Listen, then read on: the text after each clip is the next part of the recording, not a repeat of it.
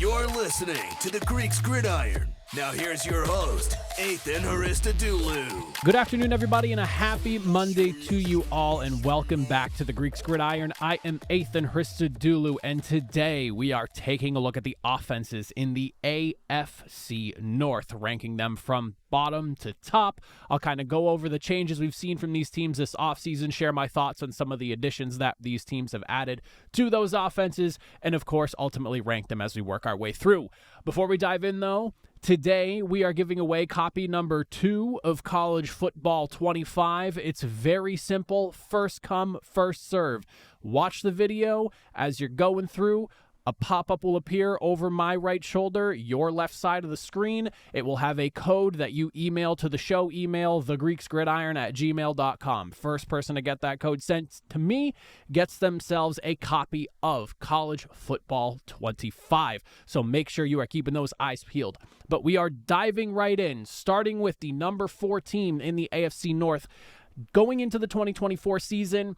And after some consideration here and with some of the drama that is kind of going on, not necessarily drama per se, but conversation, I guess maybe would be a better way to put it, surrounding the quarterback position right now, I decided to go with Pittsburgh at the number 4 spot.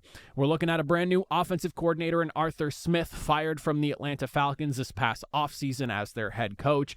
With any real bit of creativity, there was hardly any at all, I guess you could put, with the way this offense looked prior to Matt Canada getting fired last season.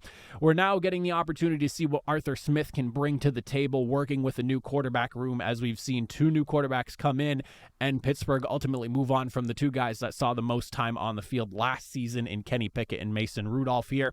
We're also seeing some adjustments to the offensive line, and you have a good solid core of skill players to work with here. You of course have George Pickens, who's the lead wide receiver. You got running back Najee Harris and Jalen Warren, who are an excellent 1-2 punch combination together.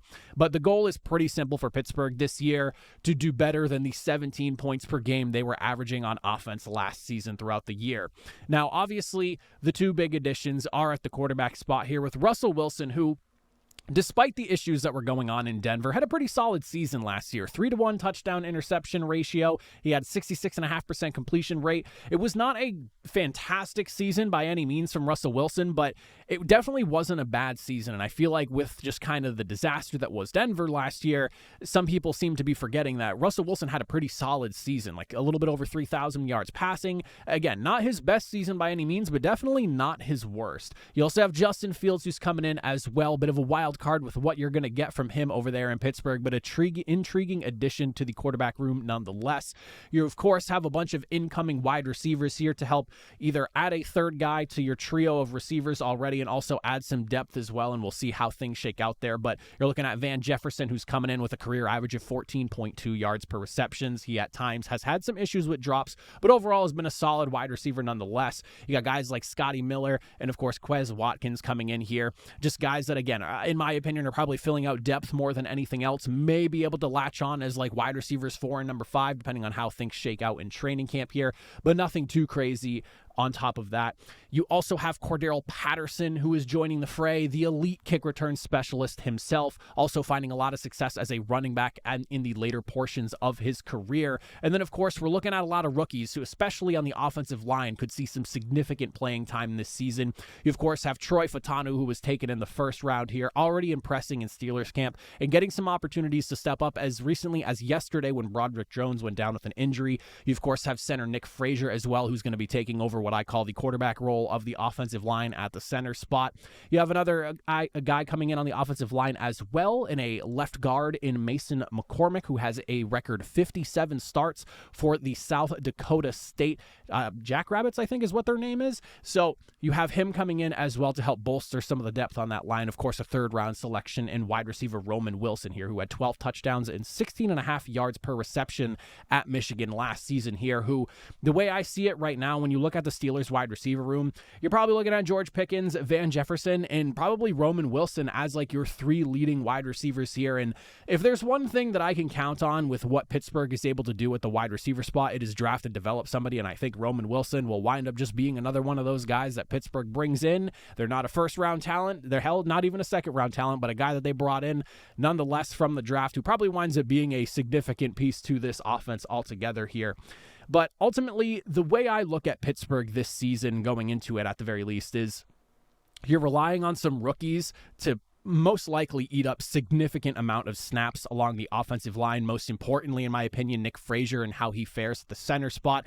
A lot of high praise for him coming out of college here. As long as he and whoever winds up being the quarterback, whether that's Russell Wilson, who has been dealing with that calf injury because he was apparently pushing a blocking sled. I don't really understand what that's all about. It seems like a lot of Pittsburgh fans are upset about it as well from the reading that I've been doing.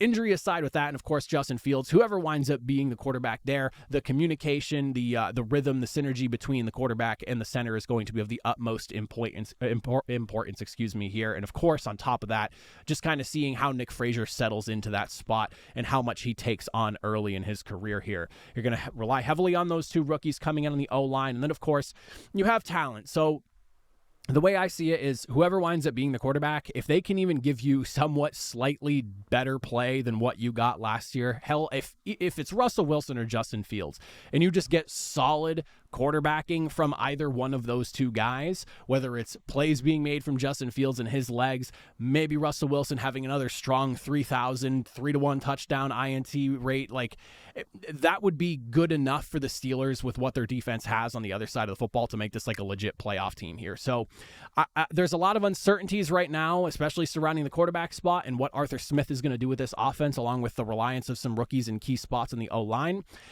I'm optimistic, but I don't necessarily know where exactly this Pittsburgh offense is going to go right now, hence why I have them sitting at number 4. Moving into the number 3 spot here, and I will say before I announce the number 3 team, I spent a lot of time trying to decide between number 3 and number 2. I think there was a lot of heavy consideration and strong arguments for both of these teams being flip-flopped either way. So if you disagree with my number 3, I hear you. I understand where you're coming from, but just allow me to explain why I landed with them at number 3, and that's going to be the Cleveland Browns. Now, I look at them with 2 massive question marks this season. First one being, of course, how is Deshaun Watson going to look coming back after missing another 11 games this past season? But also on top of that, the big question mark of Nick Chubb, who when he's healthy is arguably the best running back in the NFL. How ready to go is he going to be following what was one of the most ugly injuries I have ever seen in my life? And on top of that, somehow it not being more serious than it actually ended up being, although not necessarily not anything to brush off, but it was definitely not nearly as bad as I thought that injury was going to be when it came out as to what it was. So, credit to his body to not completely implode on him when that happened there, watching his knee go 90 degrees the wrong way. But I think a lot of this offense is really going to be determined on just how ready to go Nick Chubb is, and again, Deshaun Watson as well, who has now missed significant football over the last few seasons here. Cleveland, obviously, last year with the way things went, you're looking at 5 different starting quarterbacks. They were a turnover machine, leading the league with 37 total turnovers. You had a lot of injuries on the offensive line as well, and you're seeing some of that still kind of leak into this offseason and training camp right now, as you have Jack Conklin and Jedrick Wills Willis sitting on the PUP list right now. And I do think that depending on just how ready to go they are, there is a piece of me that kind of feels like we might be getting into a little bit of a slower start for the offense that starts to improve as the season goes on, as long as everyone stays healthy. Because I do like the additions that this offense made during this offseason here. Jerry Jeudy being brought in from Denver, someone who through his career has 200 receptions, 3,000 yards, but only 11 touchdowns, and never has really been able to find a ton of success getting into the end zone here, has yet to cross the 1,000-yard receiving mark. I'm hoping that with stability in Deshaun Watson being the quarterback there, and on top of that, having a guy like Amari Cooper opposite of him as well, could help take Jerry Jeudy's game to that next level that everyone feels like he should have, because he's an unbelievable route runner. He has had some dropping issues here and there, but overall is a fantastic prospect and wide receiver, just hasn't quite reached the heights everyone's been waiting for him to actually reach, especially in Denver. You also added some running back depth with Nyheim Hines and Deontay Foreman. Of course, you have Jerome Ford as well. So you have a really impressive running back quarterback room, even without Nick Chubb in the fold. I think Ford proved himself last year and what he can do, but you obviously want Nick Chubb as healthy and as able to go as possible getting into week number 1. So all eyes are on that. But Nyheim Hines, great runner receiver, someone who came from Indianapolis that I was a very big fan of during his time in Indy as somebody who was a Colts fan myself. So him obviously being there. And then you, of course, look at some of the draft selections in guys like left guard Zach Zinter, and of course, 5th round selection in wide receiver Jamari Thrash, probably the best name you could probably get out of this year's draft class. Someone who had about 2,000 yards, 13 touchdowns, and about 16.5 yards per reception the last couple of seasons he had in college here. The offense really just ends up resting on the shoulders of Watson and Chubb, though, in my opinion. And on top of the injuries that you've already come into training camp with so many guys, I think it's, what is it right now, currently listed at 4 different guys that are either on the PUP list, or Nyheim Hines, who is on a non-football injury designation right now. You're looking at just some key missing pieces in training camp early that you are hoping to be back sooner rather than later. And because of that, there is just a piece of me that's worried about a slow start. I think that healthy and ready to go, you have an argument in Cleveland for one of the best wide receiver rooms in this division. On top of that, you have a guy in tight end David Njoku who is unbelievable, exploded last season, had basically shown everyone why Cleveland was willing to pay him what they were willing to pay him. And if this offense was healthier going through training camp right now, I'd probably feel a little bit better about it. And I'm hoping that Cleveland ultimately proves me wrong in this one here. So that's just kind of where I stand with them currently. So number 3 going into the season, that can obviously change as we go through the year. Moving into the number 2 spot now. And again, more consideration because I do think you can argue between Cincinnati and Baltimore, one of these two teams deserves to have the spot over the other if you really dive into the weeds. And depending on what fan base you're talking to, I think either one's going to have a strong case to make as for why their offense should be number 1 in the division here. But I am going to go with the Bengals sitting at the number 2 spot here. With Dan Pitcher coming in as the new offensive coordinator, he's been the Bengals quarterback coach working with Joe Burrow the last handful of seasons. I'm a big fan of the promotion because you're keeping someone internally that knows what you're doing with the offense. Zach Taylor's still the guy calling plays. It doesn't sound like that's going to change as well. So even with an offensive coordinator change, there is going to be some differences here, but you know that it's going to be Zach Taylor orchestrating this offense, calling it the way he wants it to be called on game day here. With Joe Burrow back and healthy, you managed to keep T. Higgins during this past offseason, and that was something that he was a trade candidate for the trade deadline last season. So for the fact that he's still around and on the roster for at least one more season, which I would assume he ends up playing out the duration of the season as long as Cincinnati is in a playoff push mode and they are in the hunt for a playoff spot. The question really just is, can this offense that during the final 5 games that Joe Burrow was playing before going down with an injury was averaging about 26.5 points per game, is basically just, can they bounce back? Because the core of this offense overall pretty much has stayed the same with some slight modifications here and there. Running back Zach Moss coming in. He's one of my favorite offseason additions for any team here. Again, I'm a Colts guy, so maybe a little bit of a bias here, but with what he did in the limited time he was given last season before Jonathan Taylor ultimately stepped back into the starting lineup here with about 1,000 yards, 7 touchdowns, and, one of the lone guys that was able to cross the 100-yard mark against Baltimore with 122 yards off of 30 attempts, averaging nearly 4.1 a carry. He earned his opportunity to be a starter in Indianapolis, and I'm excited to see how he fits in because this is another guy who obviously can run the football, but he can catch the football out of the backfield as well, and I think he's going to fit extremely well in filling in that role that Joe Mixon had for the last handful of seasons in Cincinnati himself. Right tackle is where I do have a little bit of a concern here. As someone who lives in the New England Patriots area, despite being a Colts fan, I do live in New England land over here. I know a lot about Trent Brown and the issues that you have heard in regards to motivation and just him actually showing up on game day and playing to his potential. That conversation is very real. I definitely think it is one that isn't necessarily overblown because, again, as somebody who, not a fan, but has grown up watching the Patriots very closely, I've seen a lot of what has been talked about here in New England, and it's a very real conversation here. So my hope is that with him, and of course Amarius Mims being the first-round selection for the Bengals this year in the draft as his kind of like challenger for that spot there, maybe that pushes him forward a little bit, but with him already Again, having those issues, he's currently on the NFI right now with a designation for non-football related stuff.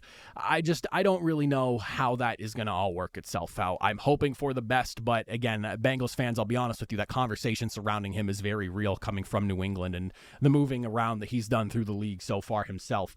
Tight end Gesicki was brought in as well. Mike Gesicki, that is, former Miami Dolphin, was the Patriots tight end last year as well. Didn't really do a whole bunch there. And you have a guy like third-round pick wide receiver Jermaine Burton as well, with 2 seasons in Alabama, averaging 18.7 yards per reception, nearly 1,500 yards and 15 touchdowns. This is a guy that I think with guys like T. Higgins and Jamar Chase, and Trent Irwin looks like he's the one that's slated for the slot right now. He doesn't have to necessarily start. He doesn't have to be the guy. This is someone to keep an eye on because I think he's an uber talented receiver, another one of those wide receivers coming from Alabama that you can count on to be productive in the NFL to some extent. And with no pressure really on him, I'm really excited to see what he can evolve into within this Cincinnati Bengals offense. And with the ultimate idea that at some point T. Higgins is probably going to be gone, barring some, and in my opinion, what I would love to see Cincinnati figure out is how to keep Jamar Chase and T. Higgins together and happy with how much money they're making. This is something that I think Jermaine Burton down the line should have no problem playing number 2 to Jamar Chase should T. Higgins ultimately depart here. But for me, like with Cincinnati, like I was saying, with the way this team is gearing up to look, very similar group to where they were last year. Ultimately losing Joe Burrow really sucked the air out of this offense last season. And I think that with him being back, the excitement around what this team could potentially be, you got to keep T. Higgins this offseason. You were able to basically, you lost your star running back in Joe Mixon and replace him with a guy in Zach Moss, who I think is like an ascending star himself in this league right now. Tight end is really the only position that I look at on this offense and go, this is probably the worst tight end group in the division, and that's where you're weakest at. And if that's your weak point, not a bad place to be. I definitely think that there are some teams around the NFL right now that they wish their biggest weakness was their tight end position and not their wide receiver group. What's going on at quarterback? What's going on in the offensive line? What's going on in the running back room? I feel like if you had to pick a spot, being worst at tight end in the division is probably the good spot to be in, but I'll take them at number 2 right now and we'll see where they go. I'm really excited about Cincy. And then, of course, to wrap it up, we have ourselves at number 1, the Baltimore Ravens here, with Todd Monken coming in now with his second season. We saw what he did with this offense last year. Lamar Jackson capturing his second MVP. The team finished 1st in rushing yards per game, 4th in points per game, 4th in yards per play last year. You do have some big changes along the offensive line that you're going to be dealing with going through this season, and is definitely something to keep an eye on here. Lamar Jackson seems to keep getting sick as well, which is one of those things where somebody needs to make sure he is taking his vitamin C and D, because I can't believe how often we are talking about now at this point with Lamar Jackson being sick. Good to see that he's back at camp now and he's ready to roll, but to miss like nearly the first week of training camp because of illness is just, that's crazy to me. So hopefully that is in the past and that'll be the last of what is kind of like a weird thing that keeps happening with Lamar, but that is definitely something to keep an eye on as well. But my only real question for this offense, aside from some changes along the offensive line, is really just, can this group push further than where they did in 2024?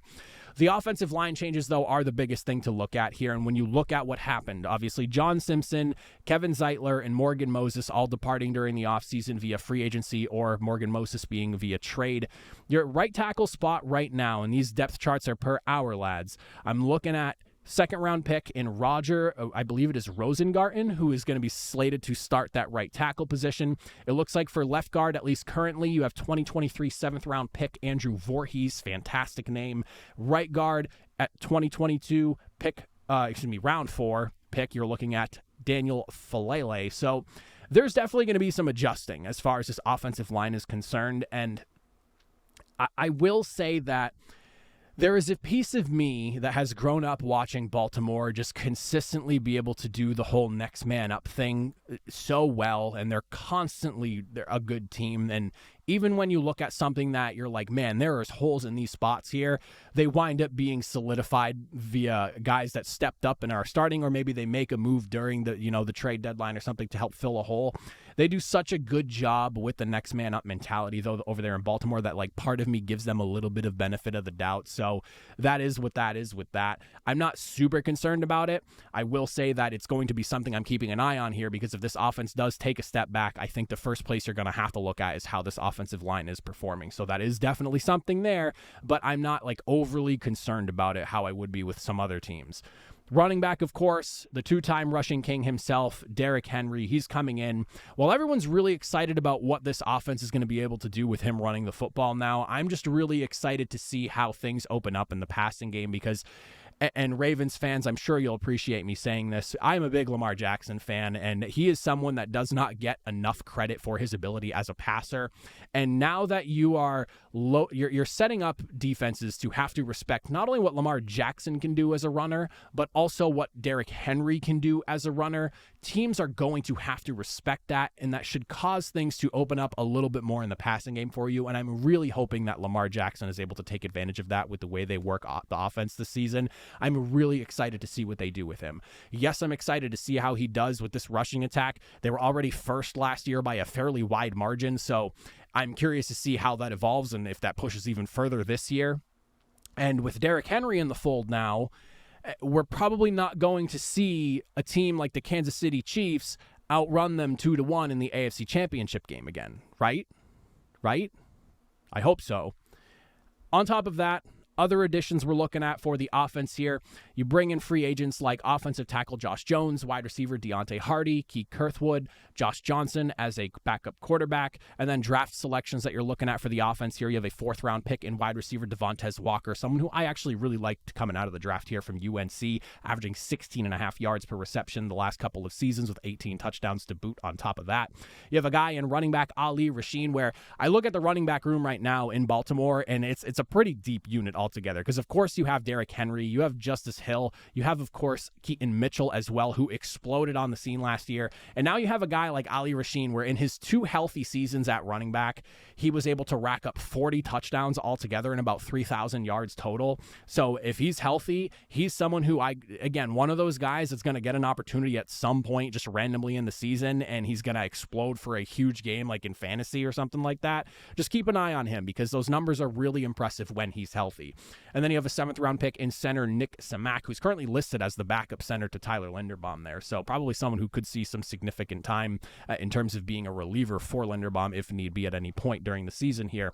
But for me, Baltimore, realistically, it's just what does this offensive line look like? Because there's a lot of things that are falling into place right now. I think with Zay Flowers' emergence last year and what he was able to do in his rookie season, he's going to take a step further, and he's also going to benefit from more eyes being on the running backs because of Derrick Henry's presence now.